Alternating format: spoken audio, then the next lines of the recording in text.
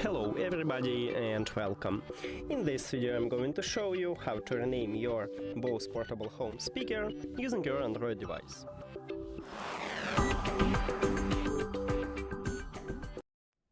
You have to start by open settings and then go to connected devices.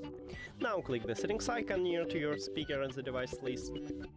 And right here we have a name, and near to the name we have this pencil icon. On some devices it's located at the right top. You need to tap on it and then write the best one for you. Let's say I wanna add this text. After you finish, click rename to save this name, and we did it!